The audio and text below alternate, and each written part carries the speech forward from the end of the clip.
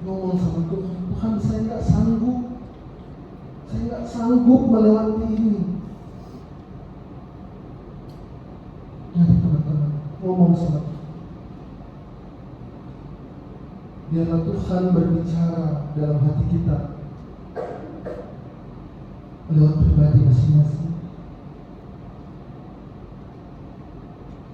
Saya mengundang untuk pemain musik maju ke depan serta sinar. Mari kita mengambil waktu untuk bersama Tuhan. Adakah di hati kita yang mungkin merasa khawatir, merasa tidak sanggup menjalani kehidupan ini?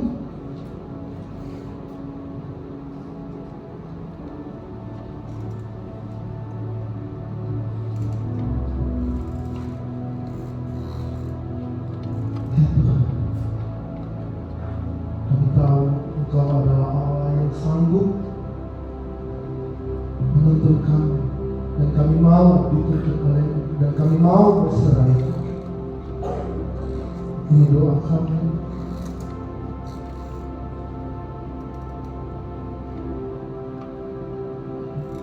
Di saat badai bergelora, ku akan terbang bersamamu. Kau raja atas semesta, ku terasa. Mari bersama-sama. Di saat badai bergelora, ya Tuhan, ku akan terbang bersamamu. Bapa dan Raja atas. Mari sekali lagi. Bisa di saat badai bergelora, ku akan terbang bersamamu. Bapa dan Raja atas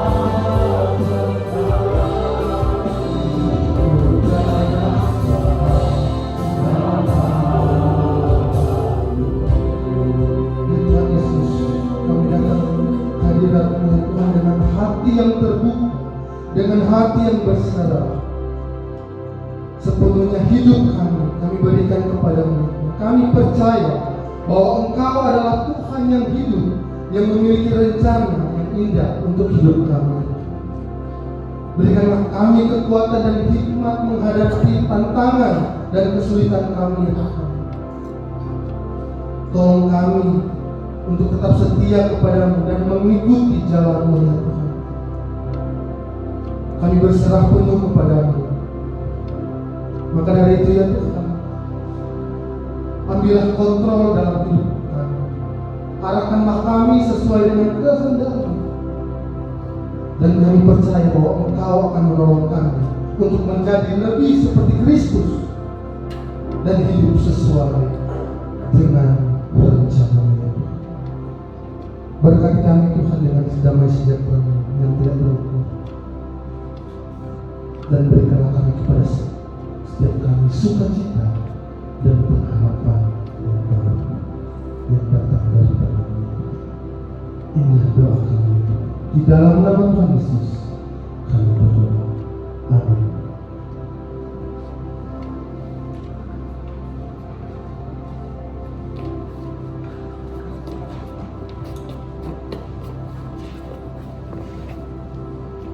Shalom teman-teman semuanya. Senang sekali bisa menyambut teman-teman semua pada waktu hari ini. Dan saya begitu bersyukur gitu ya bahwa hari ini Injil Yesus Kristus boleh dinyanyikan, dirayakan begitu indah di tempat ini. Dan pada kesempatan kali ini saya Brela, atau bisa dipanggil Cantika Brela, saya mau sharing sedikit tentang pengalaman hidup saya bersama dengan Tuhan yang mungkin bisa menginspirasi teman-teman juga untuk memandang pada Kristus gitu ya. Nah, berbicara tentang I surrender all, teman-teman, saya tentunya ya contoh berarti kan otomatis punya teologi gitu ya. Ketika saya menjalani kuliah teologi, saya adalah seorang yang minder, saya adalah seorang yang tidak pede, dan saya tidak punya pengetahuan apa-apa tentang dunia teologi yang secara akademis, karena saya benar-benar awam dan latar belakang keluarga saya juga bukan dari keluarga yang teologi ya seperti itu. Dan ketika saya menjalani perkuliahan, tentunya dunia perkuliahan teologi bukan diisi oleh orang-orang yang suci, malaikat gitu, enggak ya teman-teman. Tapi di situ saya justru berjumpa dengan orang-orang yang berdosa, tetapi justru anugerah Tuhan itu nyata bagi setiap orang yang berdosa. Ketika saya menjalani perkuliahan, tentunya ada yang namanya proses kuliah teologi. Otomatis saya harus belajar berkhotbah, harus berjumpa dengan banyak orang, harus berhadapan dengan banyak orang, dan itu bukan hal yang mudah buat saya yang bergumul tentang ketidakpercayaan diri dan sebagainya. Sampai akhirnya saya berada di satu titik ketika perkuliahan selesai dan saya sedang melayani. Tahun lalu saya diberikan kepercayaan untuk melayani di salah satu gereja di Surabaya, yaitu gereja REK gitu ya. Di gereja itu tentunya adalah suatu hal yang menakutkan ketika saya pertama kali mau melayani di situ, karena gereja itu baru pertama kali mau merintis di salah satu mall gitu ya teman-teman.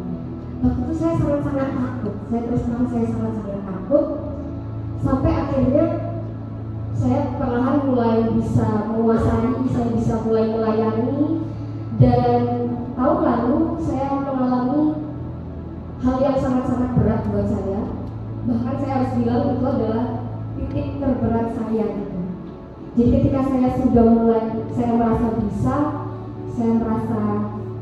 bisa melayani, justru Tuhan itu mengizinkan saya untuk mengalami pengalaman yang kalau buat saya itu, kalau saya sekarang mengingat lagi kayak kenapa Tuhan saya harus mengalami itu gitu. Jadi tahun lalu teman-teman saya sakit gitu ya. Saya kena GERD anxiety.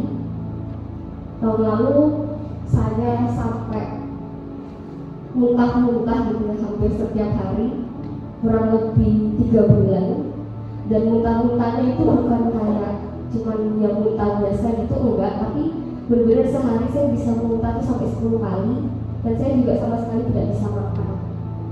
Di titik itu saya merasa kayak Tuhan itu membuang saya. Saya kayak ngerasa Tuhan sudah nggak mau pakai Brela lagi, karena waktu itu saya benar-benar nggak berdaya.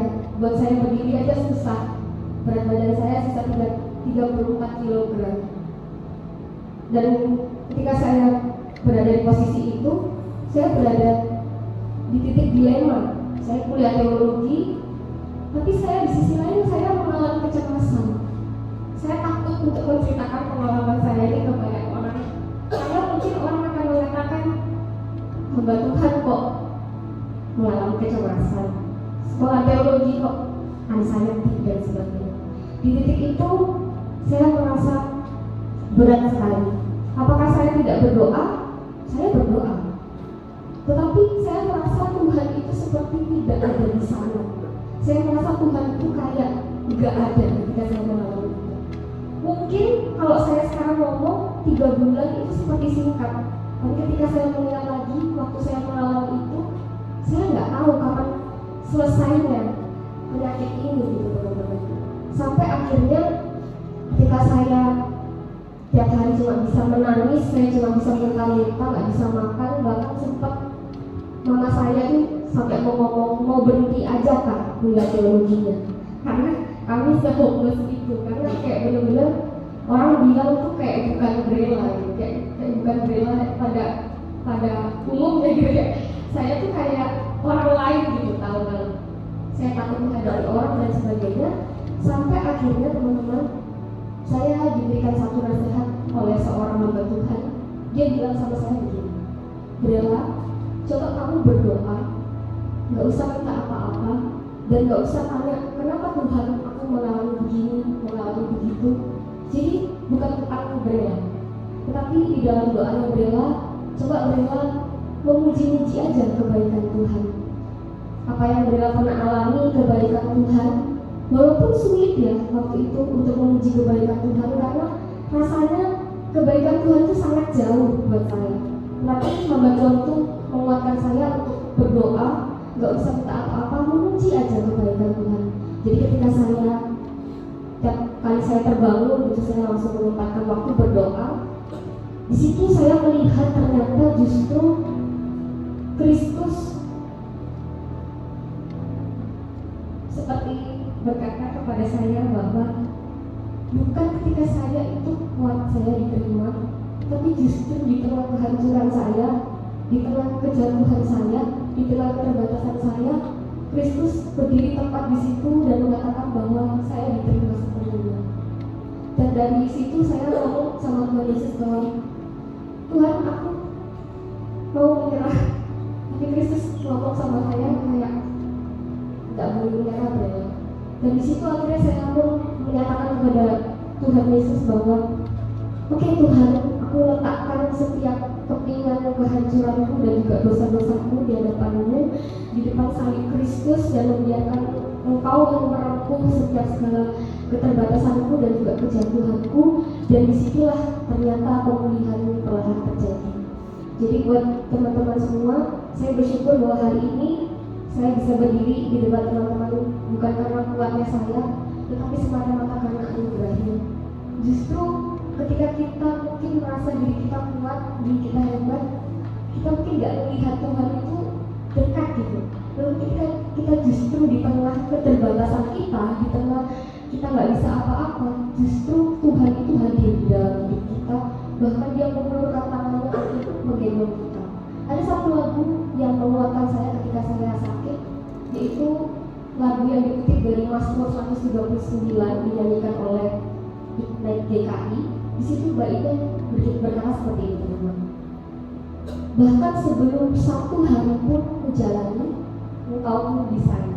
Jadi sekalipun waktu saya nggak tahu apakah besok saya sembuh, saya percaya Kristus berada di sana. Jesus, I surrender all. Sama-sama katakan I surrender all. Teman-teman sama-sama katakan I surrender all. Mari saya mengundang teman-teman singer. Kita mau menyatakan tentang bagaimana kita menyerahkan hidup kita pada